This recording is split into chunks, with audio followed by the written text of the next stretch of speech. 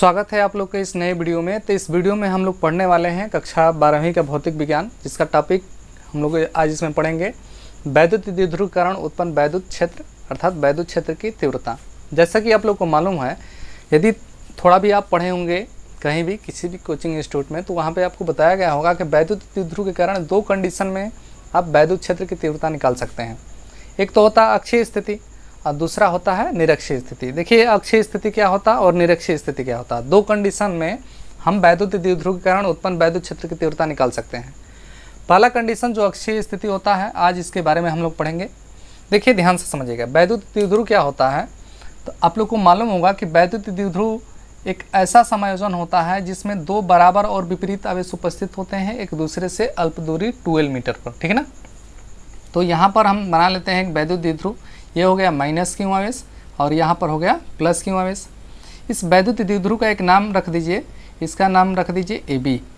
ध्यान से समझिएगा डेरिवेशन को, एकदम आपको इस वीडियो में ही ये डेरिवेशन याद हो जाएगा, आपको दोहराने की कोई ज़रूरत नहीं है, रटने की कोई ज़रूरत नहीं है। देखिए तो एक वैद्युत द्विध्रुव हो गया जिसका नाम रख दिए हैं क्या चीज़, AB। और द्विध्रुव पर ये क्रमशः माइनस क्यू तथा प्लस क्यू आवेश उपस्थित है। द्विध्रुव का जो मध्य बिंदु O है, यहाँ से समझिए, जो मध्य बिंदु O है, आप लोगों को मालूम है कि दोनों आवेशों के बीच की दूरी कितनी होती है, 12 होती है। दोनों आवेशों के बीच की दूरी जब 12 होगी, अब बीच में हो गया मध्य बिंदु O, तो कन्फर्म है कि ये वाली दूरी भी L होगी और ये वाली दूरी भी L होगी। अब अक्षीय स्थिति में बिंदु हमको कहाँ लेना है, तो अक्षीय स्थिति में ये जो अक्ष देख रहे हैं, जो एक्सिस देख रहे हैं, इसी के अनुदिश हम यहाँ पर बिंदु ले लिए और इस बिंदु का एक नाम रख दिए P।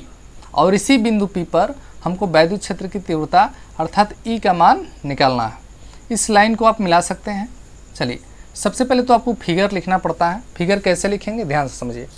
जैसे कहा जाएगा कि उपरोक्त चित्र में एक वैद्युत द्विध्रुव उपस्थित है AB, जिस पर क्रमशः माइनस क्यू तथा प्लस क्यू आवेश उपस्थित है।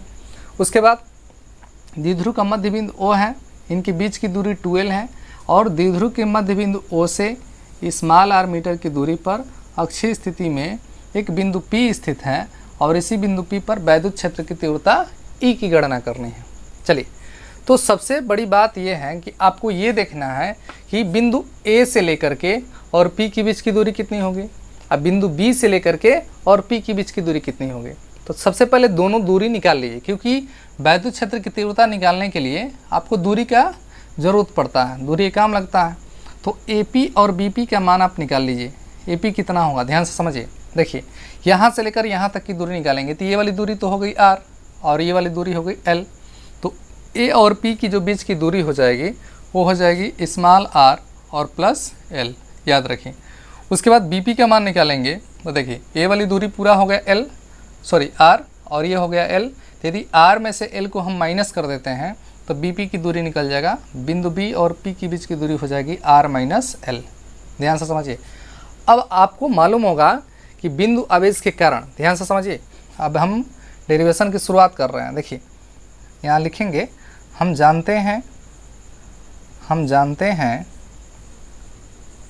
बिंदु आवेश के कारण, बिंदु आवेश के कारण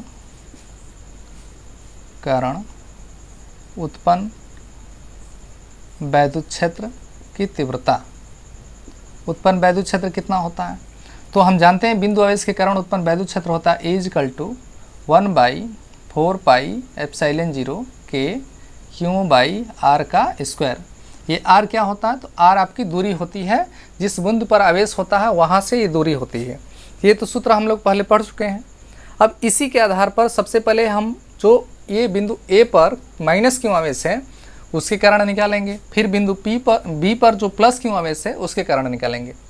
तो यहाँ से लिखेंगे हम, ध्यान से समझिए, कि माइनस क्यू आवेश के कारण, माइनस क्यू आवेश के कारण उत्पन्न वैद्युत क्षेत्र क्या होगा, ध्यान से समझिए। तो माइनस क्यू कहाँ पे स्थित है, माइनस क्यू आपका बिंदु A पर स्थित है। तो इसके कारण कितना वैद्युत क्षेत्र उत्पन्न होगा, इसके लिए इसको हम EA से इंडिकेट करते हैं। EA से क्यों प्रदर्शित करेंगे, EA से इसलिए प्रदर्शित करेंगे क्योंकि बिंदु A पर ही माइनस क्यू आवेश है। तो माइनस क्यू आवेश के कारण जो EA का मान होगा वो होगा आपका 1/4πε0 k, और ये हो जाएगा q, और आर स्क्वायर यानी इस r की जगह पे अब हमको ये देखना है कि a से और p के बीच की दूरी कितनी है। तो बताओ a से p के बीच की दूरी कितनी है, r प्लस एल है। ये हो जाएगा आपका r प्लस एल का होल स्क्वायर। ये हो गया EA का मान। उसी प्रकार EB का मान निकालेंगे तो EB का मान कितना हो जाएगा, EB इजकल टू हो जाएगा 1/4πε0 k, और ये हो जाएगा q/r-l का होल स्क्वायर। अब एक बात आपको ये समझना है कि वैद्युत क्षेत्र की तीव्रता कौन सी राशि है, सदिश राशि है, और दोनों की दिशा होता है। जैसे -q के कारण वैद्युत क्षेत्र की तीव्रता बिंदु की ओर होता है, यानी इस साइड में होगा। यहाँ पर EA का दिशा हो गया इस साइड में, और EB की दिशा यानी +q आवेश के कारण जो होगा वैद्युत क्षेत्र की तीव्रता बिंदु से दूर होता है, तो EB की दिशा हो गया इस साइड में। अब देखिए, तो जब दो सदिश की दिशा एक दूसरे के विपरीत है तो परिणामी सदिश निकालने के लिए बड़े वाले में से छोटे वाले को घटाना पड़ता है। यानी EA इस साइड में है, EB उस साइड में है, तो परिणामी सदिश निकालना है तो जो बड़ा रहेगा उसमें से छोटा वाला को घटाएंगे हम। तो अब आपको इसमें ये समझना है कि इसमें से बड़ा कौन है और छोटा कौन है।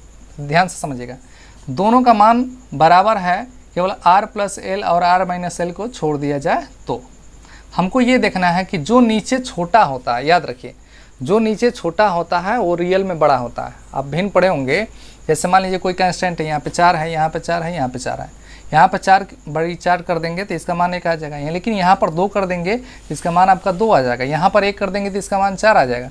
हम क्या देख रहे हैं कि नीचे जो बड़ा रहेगा उसका मान छोटा होता है, और नीचे जो छोटा रहेगा उसका मान बड़ा होता है। तो नीचे छोटा 1 है तो इसका मान 4 आएगा।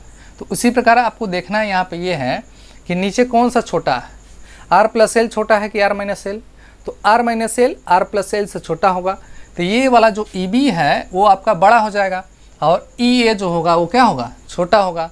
तो अब आपको परिणामी सदिश निकालने के लिए, परिणामी तीव्रता निकालने के लिए, परिणामी तीव्रता निकालने के लिए EB में से EA को घटाएंगे, तो परिणामी तीव्रता E का मान निकालेंगे तो ये हो जाएगा आपका 1/4πε0 k, और ये हो जाएगा q/r-l का होल स्क्वायर, और माइनस इसको घटा दीजिए तो ये हो जाएगा आपका 1/4πε0 k और q/r+l का होल स्क्वायर। तो ये इस प्रकार हम घटा सकते हैं। अब इसको हल करना है, हल करेंगे जो मान आएगा वो आपका रिजल्ट आएगा। आइए इसको हल करते हैं। तो हल करेंगे तो देखिए यहाँ पे जो चीज़ कॉमन है उसको पहले बाहर ले लीजिए। क्यों दोनों में है, 1/4πε0 k दोनों में है, इसको बाहर ले लेते हैं।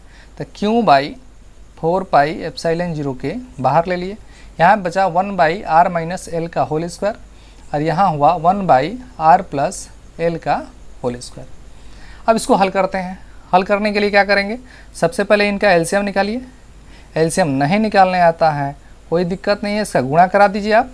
तो गुणा करा देंगे तो हो जाएगा आपका r-l का होल स्क्वायर, और ये हो जाएगा आपका r+l का होल स्क्वायर।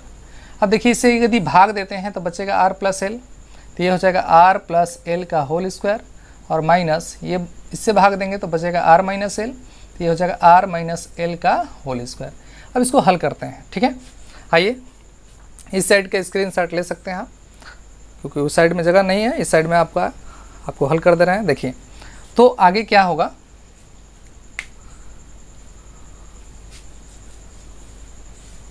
चलिए देखें। तो आगे जो होगा वहाँ से अगला स्टेप इक्वल टू क्या हो जाएगा, ये हो जाएगा q/4πε0 k। इसको हल करते हैं। अब इसको तोड़िए आप, r+l का होल स्क्वायर तोड़ेंगे तो ये हो जाएगा r² + l² + 2rl, फिर माइनस लगा दीजिए यहाँ पे, इसको तोड़ दीजिए, हो जाएगा आपका r² + l² - 2rl, और बाई हो जाएगा आपका r+l का होल स्क्वायर और r-l का होल स्क्वायर। अब ध्यान से समझिए, माइनस से गुणा करा दीजिए, माइनस से यहीं पे गुणा करा देना। देखिए ये माइनस से गुणा होगा तो माइनस हो जाएगा, ये भी आपका माइनस हो जाएगा, और ये हो जाएगा आपका प्लस।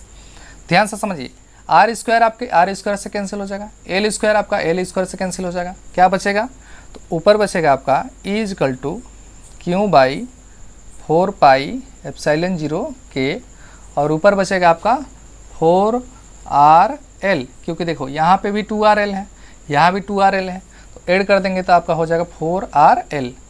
नीचे क्या बचेगा, तो आपका बचेगा R प्लस L का होल स्क्वायर और फिर हो जाएगा आपका R माइनस L का होल स्क्वायर। ठीक है ना। अब देखिए एक काम करना है, काम क्या करना है, इसको 2QL के फॉर्मेट में तोड़ेंगे, क्योंकि 2QL जो होता है वैद्युत द्विध्रुव अघूर्ण होता है। इसको जब तोड़ेंगे तो E इक्वल टू क्या मिलेगा, ध्यान से समझिए, Q और ये हो जाएगा 4 पाई एप्सिलॉन 0 K, ये हो जाएगा आपका 2 इंटू 2QL इंटू R। अब देखिए Q यहाँ है, इसको रख लीजिएगा। देखिए 2QL को ही हम कहते हैं P, इसको लिख लो, R प्लस L का होल स्क्वायर और ये हो जाएगा R माइनस L का होल स्क्वायर। 2QL को P कहते हैं, तो इस 2QL के जगह पे P लिख दीजिए, तो ये हो जाएगा P। उसके बाद बचा 2 से गुणा करा दीजिए, फिर वो बचा R, तो R रख दीजिए यहाँ पे। इधर समझिए, यहाँ पे क्या है आपका है 4 पाई एप्सिलॉन 0 K और ये है आपका R प्लस L का होल स्क्वायर और R माइनस L का होल स्क्वायर। ठीक है। अब एक काम करना है आपको, यहाँ पर L जो होता है, ये वाली जो लंबाई होती है R से बहुत छोटा होता है, बहुत कम होता है, इसीलिए अगले स्टेप में इसको इग्नोर कर दिया जाता है। यानी समझने का मतलब ये है कि इतना ये छोटा होता है कि इसको इग्नोर कर सकते हैं। जैसे सेम टू सेम ऐसा ही, अगर जब मान लीजिए समुद्र से एक बाल्टी पानी ही निकाल लेंगे तो कोई अंतर तो पड़ने वाला है नहीं। तो उसी प्रकार आपको ये समझना है कि R जो होता है L से बहुत बड़ा होता है, अर्थात L जो होता है R से बहुत ही छोटा होता है, इसीलिए L को इग्नोर कर दिया जाता है, हटा दिया जाता है। L को यहाँ से हटाएंगे तो देखिए क्या मिलेगा, सूत्र मिलेगा हमको 2PR और इधर क्या होगा, ये होगा 4 पाई एप्सिलॉन 0 K और L जब हटा देंगे तो ये हो जाएगा R का स्क्वायर और ये हो जाएगा R का स्क्वायर, तो ये हो जाएगा R पावर 4। अब बताइए यहाँ R है, इधर R पावर 4 है, तो इस R से इसका 4 यानी 4 घात कैंसिल होकर R का क्यूब हो जाएगा। तो हमारा जो रिजल्ट सूत्र आएगा वो आएगा E equal to 1/4 pi epsilon 0 K, ऊपर क्या बचेगा 2P, तो हो जाएगा आपका 2P और नीचे हो जाएगा R का क्यूब। ठीक है ना। तो इस प्रकार हम आसानी से वैद्युत द्विध्रुव के कारण उत्पन्न वैद्युत क्षेत्र निकाल सकते हैं अक्षीय स्थिति में। उम्मीद है आपको समझ में आया होगा। यदि समझ में आया है तो प्लीज़ वीडियो को लाइक कीजिएगा, चैनल पर नए हैं तो सब्सक्राइब कीजिए, इसे अधिक से अधिक शेयर करने का प्रयास कीजिए। मिलते हैं अगले वीडियो में, तब तक देखते रहिए आप लोग का अपने चैनल स्टडी।